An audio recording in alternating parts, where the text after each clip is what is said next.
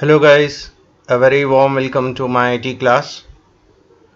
In this video I will be discussing constructors in C++.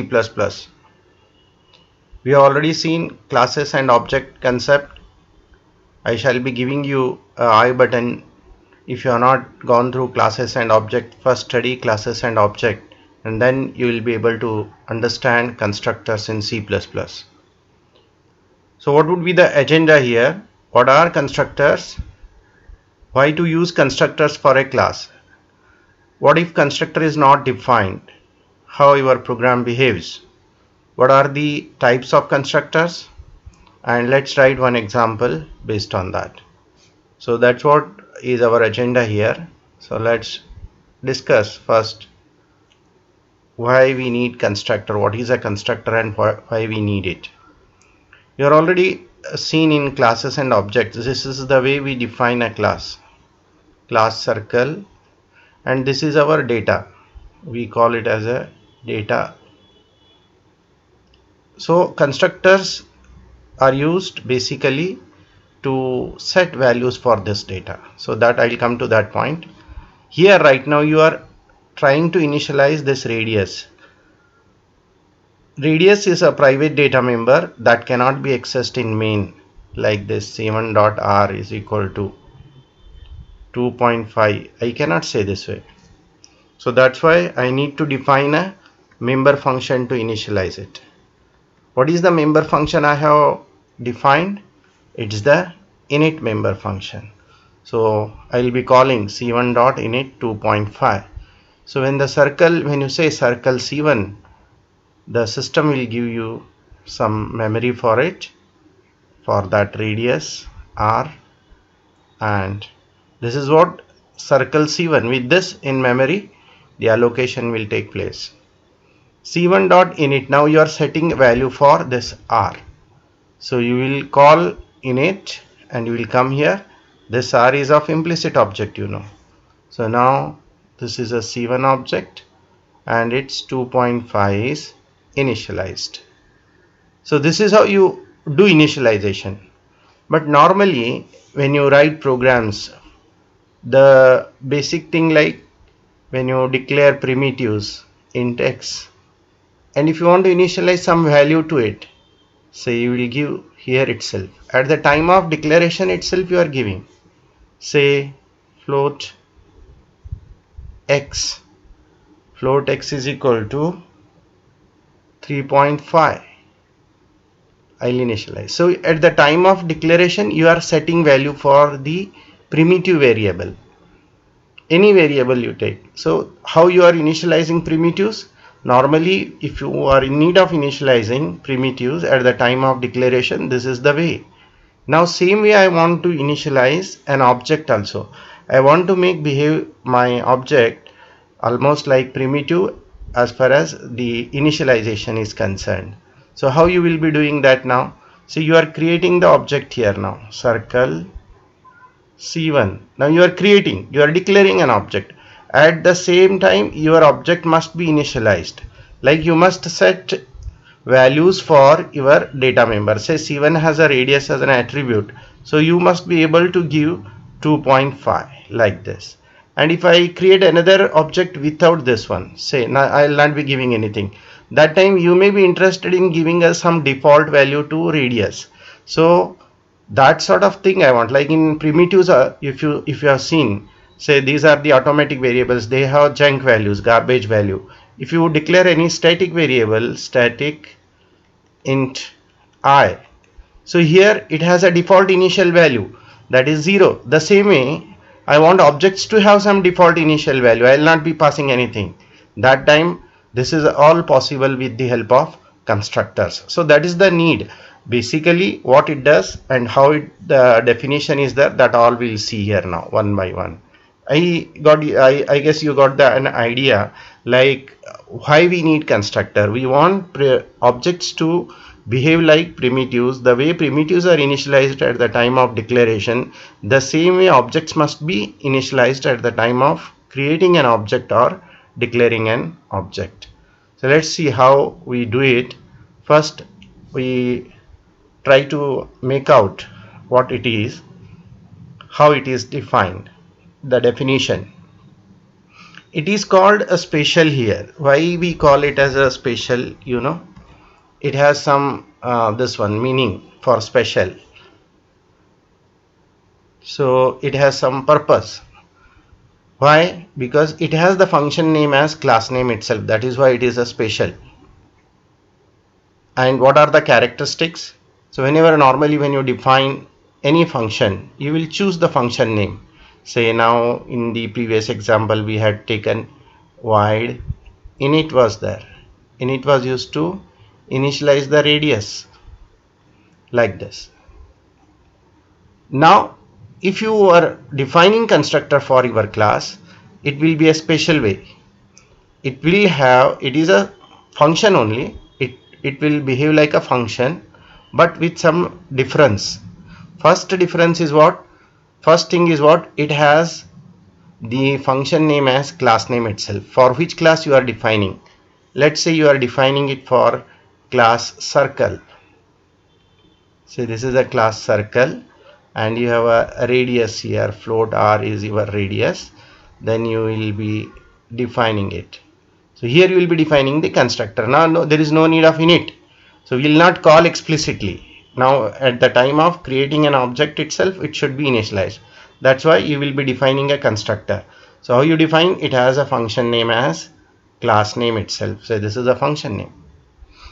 And what we are passing to it? Some value. That value will initialize to r. The body will remain same. The way init is defined, body, same way it is defined.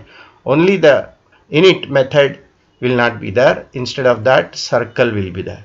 And some more characteristics are there. Those things we have to abide by those rules and define the constructor. We need not mention the return type here. So here there is no return type C. Normally a function has a return type. What it returns? Integer, float, char. If it is not returning, then also we specify the return type as void. But here we don't say anything. So there is no return type, not even defined as a void also. So this you have to take care. This is how it is differing. And normally it is defined in the public section. Say here I have taken a public section.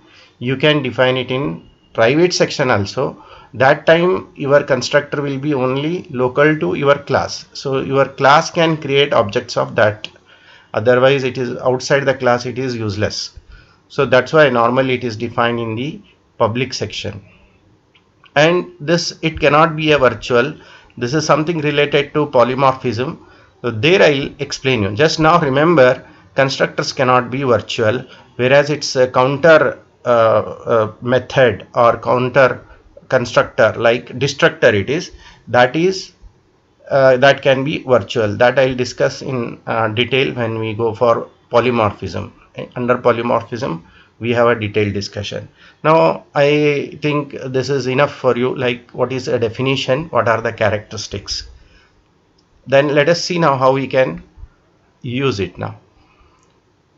So primarily, why I have already told you why we need to use a constructor, basically to make an object behave like a primitive, so that at the time of declaration itself we can this one initialize.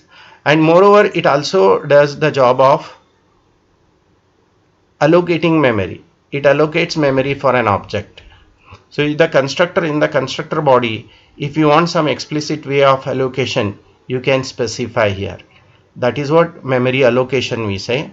And setting up initial values, giving some initial values, you can give like in the previous example I have shown you. And the way primitives are initialized, that's what I have already discussed this point. Now allocating memory, I'll tell you. So many in many places I have seen people define constructor only to set up values. It is not the only purpose of setting up. You need, when you define constructor, you can have your own memory management scheme for that object.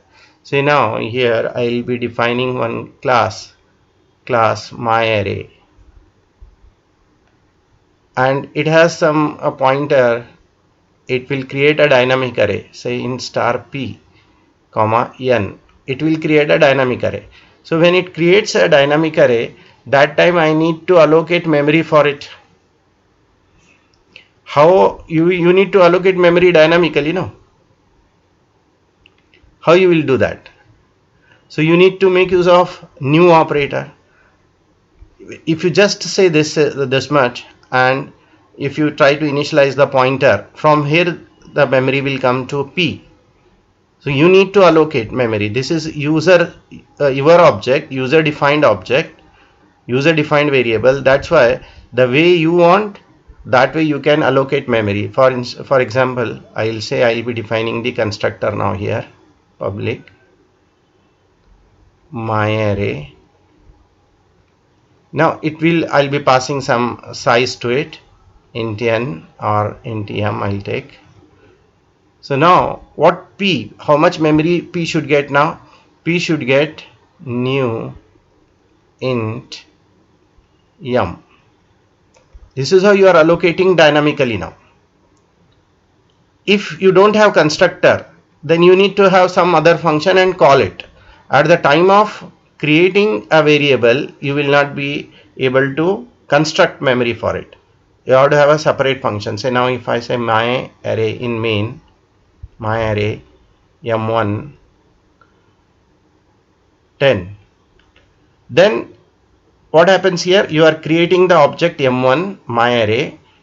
At that time itself, the memory allocation will also take place. If you don't have this P is equal to new int, what it does? It will only allocate memory for P to 4 bytes. If it is a Linux or Windows, 4 bytes. So it will not allocate memory for the elements. So you want memory for elements. In such cases also, you make use of constructors. In that case, we call the constructor as dynamic constructor, because it is using dynamic memory allocation. So this is how constructor is used. Let's see now the different types of constructors. Default constructor, parameterized constructor, and copy constructor. You have already seen now an example where I defined. Say now I'll define one detailed example for you. Say class account float balance. Then you will say a public. You have defined a method like to initialize the balance. You will be using constructor here, account float x, and you are initializing balance. Balance is equal to x, and say you are displaying the balance. Because it is private, we need a member function to display it.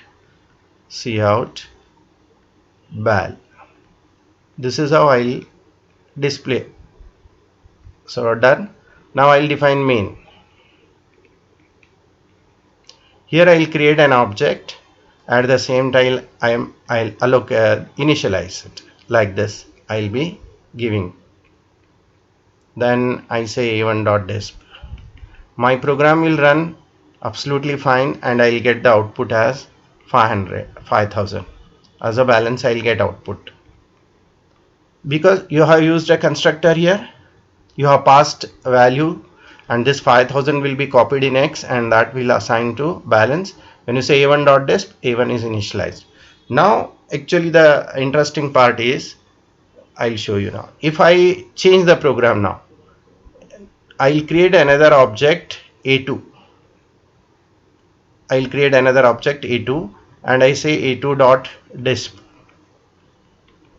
What happens now here? There will be a error, syntax error will be there. Syntax error will be there. What is that syntax error? Because once you defined any one type of constructor for your class, the default constructor must also be provided by you. So this is what the interesting part here. So far you have seen we have not used constructor, but still we were able to run programs. Why? The system was providing the constructor for us. The constructor provided by the system is called default constructor. What is the characteristic of this default constructor? It has no arguments. The default constructor has no arguments. No args, no arguments. How? Now I'll define, because I'm giving an error, no, I have already defined a parameterized constructor because I'm passing a parameter here 5000. So this is what the parameterized constructor it is. I need to define, when I define any one type of constructor, the default constructor must also be supplied by me only. The compiler or the system will not supply. If you don't define any constructor at all, that time the system will supply the default constructor to allocate memory for objects, to construct the objects. Now you have defined any one, so the compiler is relieved now. So you are supposed to define, you have to give the default constructor. What is the characteristic of default constructor?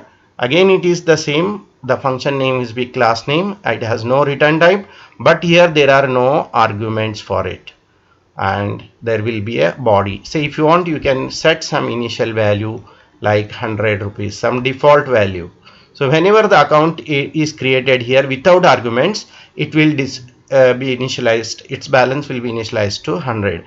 Now there will be no syntax error here, it will display 5000 and 100, because A2 is by default initialized to 100 through default constructor.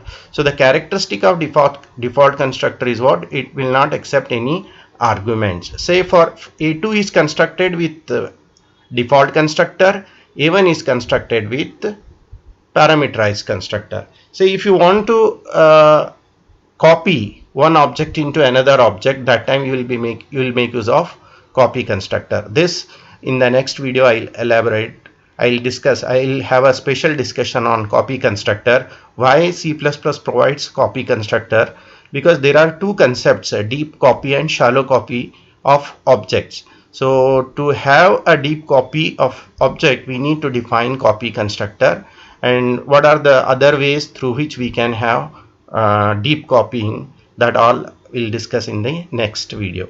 So right now I'll conclude here.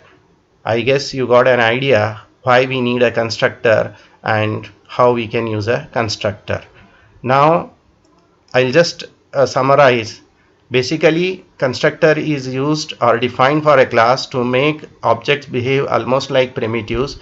The way primitives are initialized at the time of declaration, the same way objects must be initialized at the time of declaration. That is the need, or you can say use, purpose. And what is a constructor? You already know the definition. It's a special member function which has a function name as class name itself. What are the important characteristics? The very important is it has no return type. Even we don't specify the return type as void, and it is normally defined in the public section, and it is automatically called by the system when you create an object. So thanks for watching.